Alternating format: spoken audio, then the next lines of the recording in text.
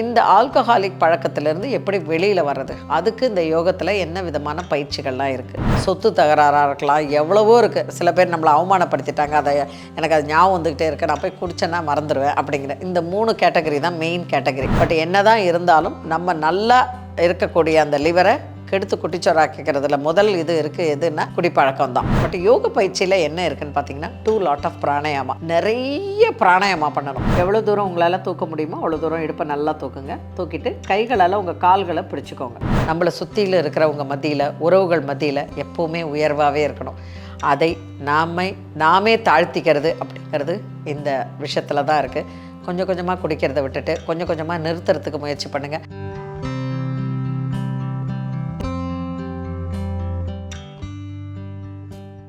Health cafe நேயர்களுக்கு வணக்கம். பொதுவாக வெயில் காலம் அதிகமாகிட்டே வருது. இந்த வெயில் காலம் அதிகமாகும்பொழுது நமக்கு ஜில்லுன்னு ஏதாவது குடித்தா தேவலாம் போல் இருக்கும் இல்லையா? ஜூஸ் ஷாப்பெல்லாம் அப்போ ரொம்ப ஜரூராக வேலை ஆகிட்டுருக்கும். அதே சமயம் பார்த்திங்கன்னா மழை காலத்தில் சூடாக நல்ல டீ, மசாலா டீ, இல்லை நல்ல ஒரு லெமன் டீ, அந்த மாதிரிலாம் நல்ல சூடாக ஏதாவது குடித்தா தேவலாம், நல்ல சூப்பு அந்த மாதிரி குடித்தா தேவலாம் போல் இருக்கும். இந்த மாதிரி நமக்கு காலநிலைக்கு ஏற்ப நம்ம மாற்றிக்கிறோம். நம்ம இதை குடித்தா நல்லாயிருக்கோன்னா எந்த காலமும் எப்போவுமே இல்லாமல் சில பேர் குடிச்சிட்டே இருப்பாங்க. அந்த குடிங்கிறது எதுன்னு நான் சொல்கிறது உங்களுக்கு புரியும்னு நினைக்கிறேன். அது மழை காலமாக இருந்தாலும் சரி, வெயில் காலமாக இருந்தாலும் சரி, வருஷத்தில் 365 நாளும் குடிப்பழக்கம் இருப்பவர்கள் குடிச்சிக்கிட்டே தான் இருப்பாங்க. சாயங்காலம் ஆச்சுன்னா போதும், ஒரு 4:30 மணி 5 மணி ஆயிடுச்சுன்னா போதும், சூரியன் செட் ஆகும்போது அவங்களுக்கு ஞாபகம் வந்துடும், நேராக கிளம்பி போயிடுவாங்க.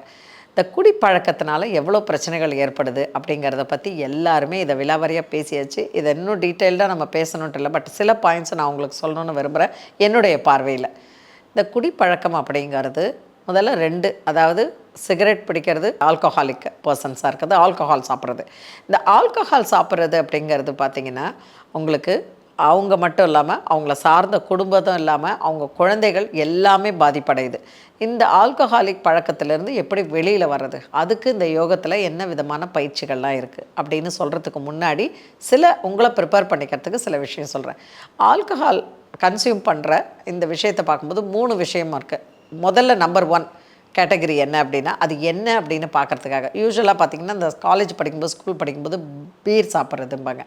அவங்க பிடிக்கலைன்னா கூட ஃப்ரெண்ட்ஸினுடைய கம்பல்ஷன், அந்த பியர் ப்ரெஷர்னு சொல்கிறோம்ல, அதில் போய் நம்ம அது எப்படி தான் இருக்குது அப்படின்னு சாப்பிட்டு பார்க்கலாம் அப்படிங்கிறது நம்பர் 1. இப்படியே சாப்பிட ஆரம்பித்து அப்புறம் அதுலேருந்து அந்த வகை இந்த வகை அது இதுன்னு அது.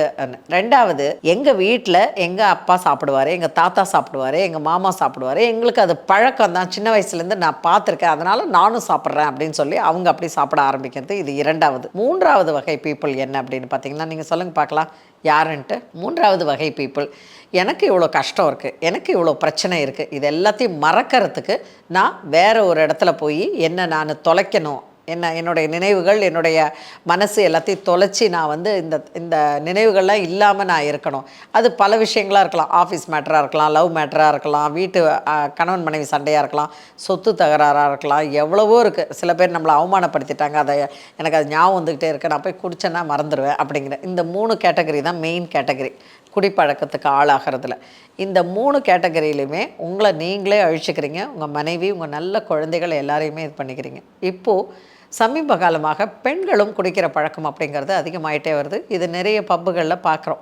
இந்த குடிப்பழக்கம் அப்படிங்கிறது நான் இது குடிக்கிறது தவறு அப்படின்னு சில பேர் சொல்லுவாங்க. இல்லை, நான் கொஞ்சமாக தான் குடிக்கிறேன்பாங்க, லைட்டாக தான் குடிக்கிறேன், அளவோடு குடிக்கிறேன், ரிலாக்ஸ்டுக்காக குடிக்கிறேன், எவ்வளோ வேணாலும் பண்ணலாம். ஆனால் இது முதல்ல எதை பாதிக்குது அப்படின்னு பார்த்தீங்கன்னா, உங்களுடைய உடலை பாதிக்குது, எஸ்பெஷலி லிவரை பாதிக்குது. அந்த லிவர், உங்கள் உடம்பில் இருக்கக்கூடிய அந்த லிவர் அப்படின்னு கல்லீரல்னு சொல்கிறோம் இல்லையா, அந்த கல்லீரல் அதை மதர் ஆர்கன்னு சொல்லுவோம். மெடிக்கல் இதில் கல்லீரல் மதர் ஆர்கன் சொல்லுவோம். ஏன் மதர் ஆர்கன் சொல்கிறோம் அப்படின்னா, வீட்டில் அம்மா இருக்காங்க இல்லையா, அவங்களுக்கு எவ்வளோ உடம்பு சரியில்லைனாலும், எவ்வளோ ஜுரம் வந்தாலும் எதையாவது செஞ்சு வச்சுட்டு போய் படுத்துக்குவாங்க. இல்லை, அவங்களுக்கு கொஞ்சம் சரியாச்சுன்னா உடனே எந்திரிச்சு வந்துடுவாங்க. என்னம்மா இவ்வளோ முடியாமல் படுத்திருந்தா ஏஞ்சி வந்துட்டேன்னா, பரவாயில்லடா இப்போ கொஞ்சம் பரவாயில்ல அப்படின்ட்டு எழுந்து சமைக்க ஆரம்பிச்சிடுவாங்க. அந்த மாதிரி தான் நம்மளுடைய கல்லீரல், அதாவது லிவரும். எப்படின்னா 80%, 85%, 90% அது டேமேஜ் ஆகிற வரைக்கும் அது நம்மளை வெளியில் எதுவுமே எந்த சிஸ்டத்தையுமே காமிக்காது. என்ன பண்ணும், உழைச்சி அது லாஸ்ட் பவரை கையில் பிடிச்சிக்கிட்டு அது நமக்கு ஹெல்ப் பண்ணும். அந்த லிவர் ஒரு தடவை ஸ்பாயில் ஆகிடுச்சுன்னா அவ்வளோதான், அதனால் ஒன்றுமே பண்ண முடியாது. இப்போ லிவர் டிரான்ஸ்பிளான்டேஷன்லாம் நடந்துகிட்ருக்குது. பட் என்ன தான் இருந்தாலும் நம்ம நல்லா இருக்கக்கூடிய அந்த லிவரை கெடுத்து குட்டிச்சோறாக்கிறதுல முதல் இது இருக்குது எதுன்னா குடிப்பழக்கம் தான். இந்த குடியை எவ்வளோக்கு எவ்வளவு நீங்கள் எடுத்துக்கிறீங்களோ அவ்வளோக்கு எவ்வளோ உங்கள் லிவர் பாதிக்கப்படும். அது மட்டும் இல்லாமல் மூளையினுடைய மந்தத்தன்மை பாதிக்கப்படும். உங்களுடைய வேலையில் உங்களுடைய கான்சன்ட்ரேஷன் குறையும். உங்களை பற்றியான அபிப்பிராயமும் உங்களை பற்றியான மதிப்புமே உங்களுக்கு இருக்காது, உங்கள் சுற்றியில் இருக்காது, யாருக்குமே இருக்காது. முதல்ல இந்த குடிப்பழக்கத்தை நிறுத்தும் போது என்னென்ன விளைவுகளாக ஏற்படும். என்னால் நிறுத்த முடியல, சாயங்காலம் ஆச்சுன்னா எனக்கு ரொம்ப கஷ்டமாக இருக்குது, கை கால்லாம் நடுங்குது, எனக்கு ஏதோ ஒன்று பண்ணுது, நாக்கு குழறுது, எனக்கு போய் ஏதாவது செவுத்தில் போய் முட்டிக்கலாமான் இருக்குது அப்படின்னு. இதெல்லாமே நரம்புகள் அந்த நரம்பு என்ன பண்ணுது, தன்னைத்தானே ரிலாக்ஸ் பண்ணிக்குது அந்த குடிப்பழக்கத்தில்.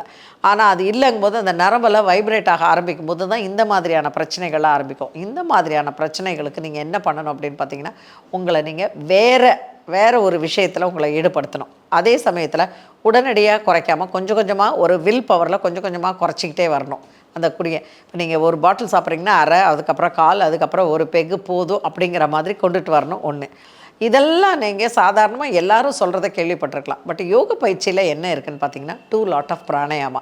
நிறைய பிராணாயாமா பண்ணணும். எவ்வளோக்கு எவ்வளவு பிராணாயாமா பண்ணுறீங்களோ அவ்வளோக்கு அவ்வளோ என்ன ஆகும்னா, உங்களுடைய மைண்டில் இருக்கக்கூடிய அந்த எனர்ஜி லெவல் இருக்குல்ல, பிராணசக்தி மூலமாக நம்ம உடம்புல எனர்ஜி லெவல் ஜாஸ்தி ஆகும்போது ஆட்டோமேட்டிக்காக நம்மளுக்கு அந்த தாட் வர்றது குறைய ஆரம்பிக்கும். எதுக்குமேங்க உடல் அப்படின்னு மனிதனுடைய உடல்னு எடுத்துக்கிட்டிங்கன்னா முதல்ல நம்ம பண்ண வேண்டியது எதுன்னா மூச்சு பயிற்சி தான். எவ்வளவுக்கு எவ்வளவு இந்த மூச்சு பயிற்சியை பண்ணுறீங்களோ அவ்வளோக்கு அவ்வளோ உங்களுடைய உடம்பு வந்து அவ்வளவு நல்லாயிருக்கும். சாதாரணமாக இருக்கிற எல்லாருமே மூச்சு பயிற்சி பண்ணலாம். பிறந்து ஒரு அம்மாவினுடைய கருவிலிருந்து வெளியில் வர்ற வரைக்கும் அந்த குழந்தை மூச்சு இழுத்து விடுறதில்ல. குழந்தைக்கும் சேர்த்து அம்மா தான் மூச்சு இழுத்து விட்டுட்ருக்கான். அந்த குழந்தை அந்த கருவிலிருந்து வெளியில் வந்து ஆண் வாயை திறக்குது பார்த்திங்களா, அப்போ அந்த ஏர் உள்ளே போய் இந்த வின் பைப் ஓப்பன் ஆகி குழந்தை வாழ் அழும்போது தான் முதல் பிரெத் எடுக்குது. அதுக்கப்புறம் கடைசியில் சங்க ஊதி அனுப்புகிற வரைக்கும் நம்ம மூச்சு இழுத்து விட்டுக்கிட்டு தான் இருக்கோம். அந்த மூச்சு இழுத்து விடுறது அப்படிங்கிறது சாதாரணமாக நீங்கள் தினமும் பண்ணுறீங்களான்னா பண்ணலை. பொதுவாகவே எல்லாருமே, அதாவது குடிப்பழக்கம்னு இல்லை, எல்லாருமே மூச்சு பயிற்சி பண்ணணும். உங்களுக்கு நான் ஒரு சின்ன விஷயம் இதை பார்த்துட்டு இருக்கிறவங்க எல்லாருக்கும் சொல்லுவேன். இதில் உட்காந்து பெட்டில் உட்காந்து காலையில் தூங்கி எழுந்த உடனேயே சாதாரணமாக உட்காந்து 15 முறை நல்லா மூச்சை இழுத்து விடுங்க. இதுக்கு பேர் சுக்க பிராணாயாமான்னு பேர். நல்ல மூச்சை பொறுமையாக இழுத்து பொறுமையாக விட்டுட்டு அதுக்கப்புறம் உங்களோட வேலையை ஸ்டார்ட் பண்ணுங்கள். இந்த 15 முறை மூச்சை இழுத்து விடுறதுக்கு எவ்வளோ நாழி ஆகும்? 1 மணி நேரமா, அரை மணி நேரமா, 3/4 மணி நேரம்? ஒன்றுமே இல்லை, 2லேருந்து 3 நிமிஷம் தான் ஆகும். ஒரு நிமிஷத்துக்கு நம்ம 40லேருந்து 45 தடவை மூச்சு எடுத்து விடுறோம். இப்போ நான் பேசிகிட்டு இருக்கேன், மூச்சு விடாமல் பேசுகிறோம் அப்படின்னு சொல்கிறோம் இல்லையா? மூச்சு விடாமல் பேசுகிறேன்னா மூச்சை இழுக்கிறது இல்லை, அது ஆட்டோமேட்டிக்காக உள்ள அந்த மெக்கானிசம் போயிட்டே இருக்குது. ஸோ இந்த மூச்சை ஆனாலும் இப்போ எஸ்பி பாலசுப்ரமணியம் பாடினார்ல, மண்ணில் இந்த காதல் என்று மூச்சு விடாமல் பாடுறாரு அப்படின்னு சொல்கிறோம் இல்லையா, கிளாஸ் வரைக்கும். அப்போ எங்கே காற்றை எடுத்துக்கிட்டு அதை உள்ளே ஹோல்டு பண்ணிக்கிட்டு அப்படியே நம்ம அந்த காற்றை வந்து பேச்சு மூலமாக வெளியில் விட்டுக்கிட்டே இருக்கோம், பாடல் மூலமாக வெளியில் விட்டுக்கிட்டே இருக்கிறது. இதுதான் ஹோல்ட் பண்ணி வெளியில் விடுறது. பட் இந்த மூச்சு பயிற்சியை தினமும் காலையில் தூங்கி எழுந்த உடனே ஒரு 15 முறை நீங்கள் மூச்சு பயிற்சியை பண்ணிங்க அப்படின்னா 1 நிமிஷத்துலேருந்து 2 நிமிஷம் வரைக்கும் தான் ஆகும். ஆனால் அது எவ்வளோ ஒரு அற்புதமான விளைவுகளை ஏற்படுத்தினா முதல்ல உங்கள் மைண்டு காம் டவுன் ஆகும். இன்றைக்கி நம்ம என்ன வேலையெல்லாம் செய்ய போகிறோம் அப்படிங்கிறத மனசில் கொண்டுட்டு வந்து ஒரு டைரி மாதிரி எழுதிக்கிட்டே வாங்க. எழுதிக்கிட்டு நல்ல மூச்சு இழுத்து விட்டுட்டு மனசுக்குள்ளார நீங்கள் என்ன தான் எத்தனை காஸ்ட்லி மொபைல் வச்சுருந்தா கூட நீங்கள் செஞ்சால் தான், அதில் எவ்வளோ தான் நீங்கள் ரிஜிஸ்டர் பண்ணி வச்சுக்கிட்டாலும் செஞ்சால் தான் உண்டு. ஸோ 15 முறை சுகப்பிராணாயாமம், சுகமாக உட்காந்து மூச்சு இழுத்து விடுறதுக்கு பேர் சுகப்பிராணாயாமம். அந்த மூச்சு பயிற்சியை பண்ணிவிட்டு கண்ணை மூடிட்டு ஒரு 2 நிமிஷம் மெடிடேஷன். அது என்ன மெடிடேஷன்? நம்ம இன்றைக்கி என்னெல்லாம் பண்ண போகிறோம், காலையிலேருந்து இரவு வரைக்கும் நம்ம என்னெல்லாம் பண்ண போகிறோம், அதுக்கு பேர் நான் என்னோடய ஸ்டூடெண்ட்ஸுக்கு சொல்கிறது டைம் மேனேஜ்மெண்ட் மெடிடேஷனுங்கிறது. ஒரு 2லேருந்து 3 நிமிஷம் இன்றைக்கி காலையில் 6:30 மணிக்கு நான் எழுந்திருக்கிறேன். 7 மணிக்கு நான் வந்து காலை கடன்கள்லாம் முடிச்சுட்டு 8லேருந்து என்னுடைய டைம் ஆரம்பிக்கிறேன். So 8 to 10, 10 to 12, 12 to 2, 2 to 4, 4 to 6, 6 to 8, 8 to 10. 14 golden hours உங்கள் கையில் இருக்குது. என்னெல்லாம் பண்ண போகிறோம் அப்படின்னு எழுதுங்க. இன்றைக்கி நான் குடிக்க மாட்டேன், இன்றைக்கி நான் கடைக்கு போக மாட்டேன், இன்றைக்கி நான் ஃப்ரெண்ட்ஸை மீட் பண்ண மாட்டேன் அப்படிங்கிற ஒரு இதை எடுத்துக்கோங்க. வீட்டிலேயே அமைதியாக உட்காந்து உங்கள் குழந்தைங்களோட உங்கள் ஃபேமிலியோட டைம் ஸ்பெண்ட் பண்ண பாருங்கள். உங்களுக்கு பிடிச்ச படத்தை பாருங்கள். ரொம்ப கஷ்டமாக தான் இருக்கும், கையெல்லாம் எரிச்சலாக இருக்கும், கோபமாக வரும். உங்களை நீங்களே அமைதிப்படுத்துக்கிறதுக்கு தான் இந்த மூச்சு பயிற்சி. இப்போ இது நான் சொல்லிக் கொடுக்குற இந்த மூச்சு பயிற்சிகளை நீங்கள் பண்ணிங்கன்னா உங்களுடைய பிராணசக்தி லெவல் ஜாஸ்தியாகி பாடியும் மைண்டு ஒரு ஹாப்பி ஒரு மொமெண்ட்டுக்கு வரும். அந்த ஹாப்பி லெவல் வருது இல்லையா, அந்த ஹாப்பி மொமெண்ட் லெவல் வரும்போது ஆட்டோமேட்டிக்காக நீங்கள் அந்த மாதிரி தேடுறதை குறைக்க ஆரம்பிப்பீங்க. ட்ரை பண்ணி தான் பார்க்கலாமே, முயற்சி செய்து தான் பார்க்கலாம். வாங்கலாம், என்ன பயிற்சி பார்க்கலாம்.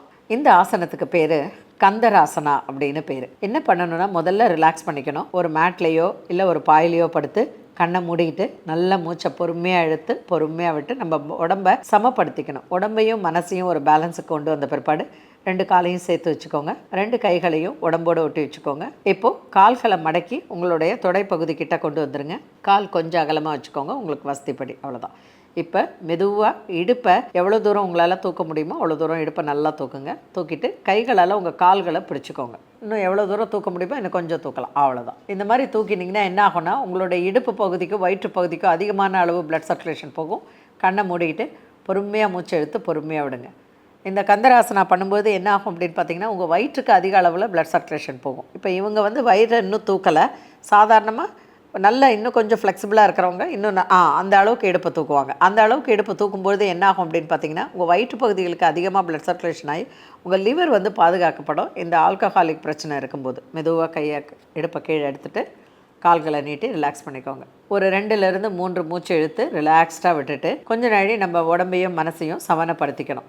பொதுவாகவே இந்த ஆல்கஹாலிக் பழக்கம் இருக்கிறவங்க எப்பொழுதுமே உடம்பை வளைச்சி எதுவும் பயிற்சி செய்கிறதுக்கு விரும்ப மாட்டாங்க. ஆனால் அந்த பழக்கத்துலேருந்து வெளிவரணும் அப்படின்னு நினைக்கிறவங்க இந்த மாதிரி பயிற்சிகள் செய்யும்போது ஆட்டோமேட்டிக்காக அவங்களுக்குள்ளார ஒரு மனநிலை சமன்பாடு வரும். அந்த மனநிலை சமன்பாடு வந்தாலே உடனே என்ன ஆகும்னா, நம்ம இதுலேருந்து வெளியில் வந்துட்டுருக்கோங்கிற அந்த கான்ஃபிடென்ஸ், அந்த பாசிட்டிவே அவங்கள இன்னுமே முன்னோக்கி அவங்கள எடுத்துகிட்டு போகும். காலை சேர்த்து வச்சுக்கோங்க. கைகளை தொடைக்கு அடியில் கொண்டு போய் வச்சுக்கோங்க. மெதுவாக நல்ல மூச்சு இழுத்துட்டு தலையை நல்லா மேலே தூக்கி உங்களுடைய கால்களை பாருங்கள். எவ்வளோ தூரம் மேலே தூக்கி வர முடியுதோ உங்கள் கைகளால் உடம்பை தாங்கிட்டு கை தரையில் இருக்கணும். இப்போது உங்களுடைய உச்சந்தலை தரையை நோக்கி போகணும். மெதுவாக பின்னாடி போய் உங்களோட உச்சந்தலை தரையை நோக்கி போய் அந்த இடுப்பை நல்லா செஸ்ட்டை எவ்வளோ தூரம் தூக்க முடியுமோ அவ்வளோ தூரம் தூக்கிக்கோங்க. அவ்வளோதான். அப்படியே இருங்க. நல்லா மூச்சை பொறுமையாக எடுத்து பொறுமையாக விடுங்க. இது உங்களுடைய தலைப்பகுதிக்கு அதிக அளவு இரத்த ஓட்டம் செலுத்தப்படுவதோடு உங்களுடைய தாடை பகுதி நெஞ்சு பகுதிக்கும் அதிக அளவு இரத்த ஓட்டம் போகும். செஸ்ட்டு நல்லா மேலே அப்பரில் போகும்போது என்ன ஆகும்னா, இந்த செஸ்ட் பார்ட்டுக்கு அதிக அளவில் பிளட் சர்க்குலேஷன் போகும். ஸோ செஸ்ட்டு, அதாவது நம்மளுடைய இருதயமும் நம்மளுடைய லங்ஸ் நுரையீரலும் நல்லா துடிக்க ஆரம்பிக்கும். கழுத்து பகுதிக்கு அதிகமாக பிளட் சர்க்குலேஷன் போகும்.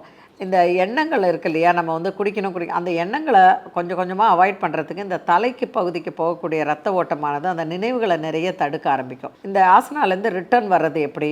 இதுக்கு பேர் மத்ஸ்ய ஆசனான்னு பேர். தலையை மேலே தூக்கி உங்கள் காலை பாருங்கள். அப்படி பார்த்துட்டு பொறுமையாக உடம்பை கீழே எடுத்துகிட்டு 2 கால்களையும் அகலமாக வச்சுட்டு கைகளை மேல் நோக்கி வச்சு பாடியை ரிலாக்ஸ் பண்ணிக்கோங்க.